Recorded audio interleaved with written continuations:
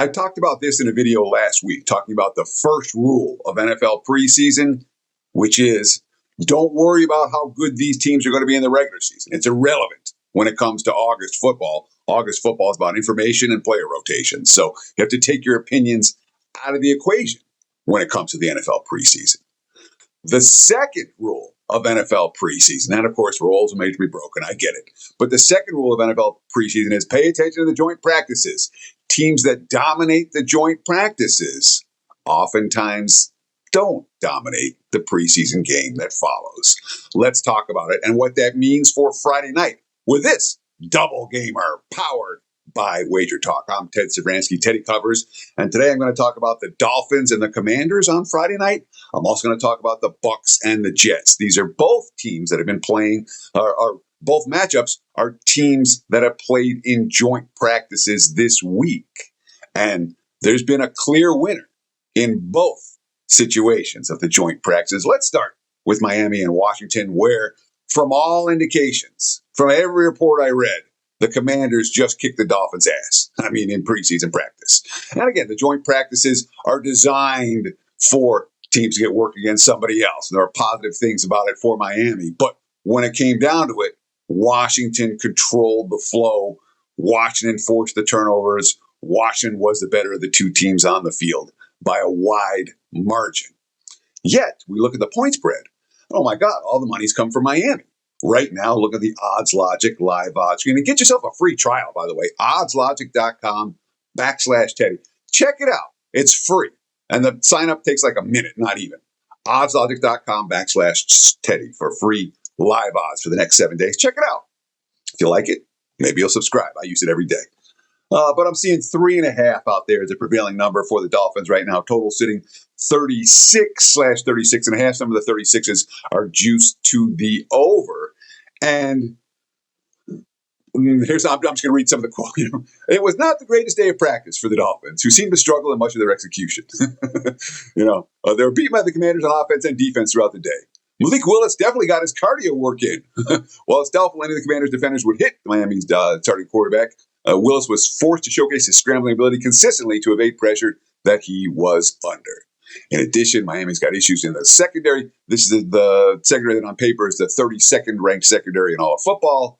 And the guy who they brought in, Chris Johnson, the number 1 pick, the first rounder, he's hurt. He's not going to play in this ball game either.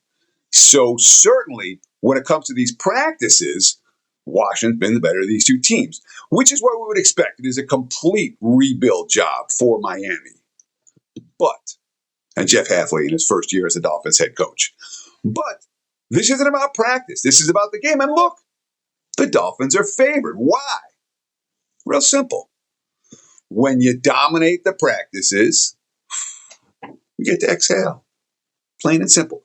And then here's some of the, again, let me read a couple of Commanders quotes here from the Jaden Daniels side. Quote, he was super accurate, 4 incompletions, one was a batted ball. I'm not trying to oversell this. I'm going to keep saying it over and over, but Daniels has surpassed even my most optimistic hopes for how it would look running this offense. He just looks like he's been doing it for a long time. He was layering throws over linebackers, over the tops of hands into the second level, intermediate and deep. Man, he was sharp.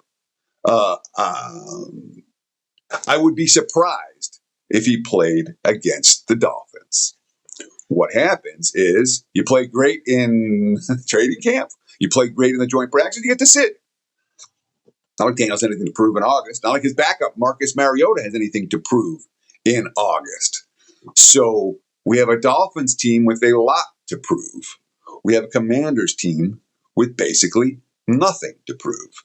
Now, Miami's going to play Malik Willis in this ballgame. Quinn Ewers, the backup, is expected to play as well for the Dolphins. And Malik Willis, there was some talk he could get 20-plus snaps in this contest, which is significant for week 1 of the preseason. When you look at Washington's quarterback rotation, it's a different story entirely. Again, I don't know if Mariota's going to play, but from what I've heard is we're expected to see a lot of Ethan Kaliakmanis, who has played for Rutgers last year, was a 7th-round draft choice. I'm not hearing great reports of his ability to move the offense so far. Of course, he hasn't had a lot of opportunities yet. That's what the preseason is for. But From all indications, Miami is taking this game a little bit more seriously than Washington. There's a reason the Dolphins are favored here. You can find threes if you shop around, and I wouldn't argue with that. 3.5 as well. Obviously, if you can find a three, you'd rather lay 3 than 3.5. That said, this is a game I do expect the Dolphins to win. I would not be surprised at all if they win by margin. If I'm playing, I'm laying Miami or pass in this matchup. Before I talk about the Bucs and the Jets, two things I want to let you know about real quick. Let's start with SplashSports.com, the $21 million Survivor, where you can play against me and all the WagerTalk guys. It should be a lot of fun. Well, at least for 1 week and maybe for longer, but it's $21 million guaranteed. Go to SplashSports.com/WagerTalk. Password WagerTalk. You get $100 in free credits if you sign up for the contest. I recognize it's $1,000. It's not for everyone, but if you're interested, Survivor. It's a cool Survivor contest. Again, SplashSports.com/WagerTalk. Password WagerTalk. And as of right now, there's like a $20 million overlay. Take advantage. Also, my NFL season win report is already out. 106 and 65 over the last 25 years. 65% with the win report. 77% with the 5% big tickets.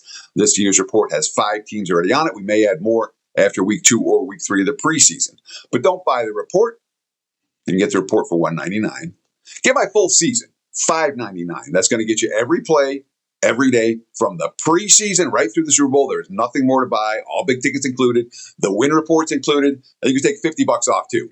Promo code Teddy50 at checkout gets you $50 off my NFL full season. Take advantage. Let's partner up, make some money this fall. I'm looking forward to it. I hope you are as well. Again, Teddy50 at checkout gets you my full NFL season. $50 off. $549 from the win report right through the Super Bowl. All right, enough with the hype. Let's talk about the Bucs and the Jets. Lots of Jets money been pouring in. Lots and lots of Jets money pouring in. Right now, I'm seeing the Jets minus 5.5. There are 6s out there at a lot of books. Total sitting 35.5. This is a lot to do with the fact that it doesn't look like the Bucs are going to show up for this ballgame. Which there's something to be said for the Bucs. The Bucs are not. There's no urgency for Todd Bowles' company in week 1 of the preseason to knock off the Jets. And of course, when we talk about the QB rotations for Tampa Bay, I'm not convinced we're going to see a whole lot of Baker Mayfield. Connor Bazelak likely to get ample playing time. Although he played well in the preseason last year. Jalen Daniels, the rookie for Tampa, also expected to get plenty of time. And what do we want from rookie quarterbacks? There's only one thing, one particular skill set that we care about if our rookie quarterback has in August. Can he scramble or can he? Is he a pocket passer or is he a runner? Well, Jalen Daniels is a scrambler, and we like those guys in the second half of preseason games for sure. On the Jets side of the equation, look, I talked about how the Commanders had dominated the Dolphins. The Bucs have beaten the Jets. There was not a beatdown in practice. It was not one of those scenarios where Tampa did everything and the Jets couldn't compete like it kind of was for Washington, Miami. This was more balanced. The Bucs won the practice you would expect of the better team, and the Bucs first stringers are better than the Jets first stringers. But it wasn't a complete mismatch. There was no varsity versus JV type scrimmage. Quote, the Bucs still won both days, but it wasn't a bludgeoning. The Jets will take that, considering where they are in the rebuild. However, that same article has the next headline is, "Oh no, Geno." Geno's throwing picks. All right. Behind Geno, you have Cade Klubnik, the kid out of Clemson, who has been up and down and up and down. I have not been hearing great reports from Klubnik in practice so far. Now, Bailey Zappi, Brady Cook, those are certainly quarterbacks who have experience, who you like to see in the second half of these ball games. But am I comfortable laying 6 with the Jets here? I am not. I think it's total here, 35.5. Maybe go under the total. I wouldn't argue with an under in this ball game. But if I'm going to get involved with the side, I think the markets have overreacted here and towards New York to be Tampa plus the points and or the under. And I think the under might well be the better of the two choices. I'm not convinced the Bucs are going to do a whole lot offensively in this ball game.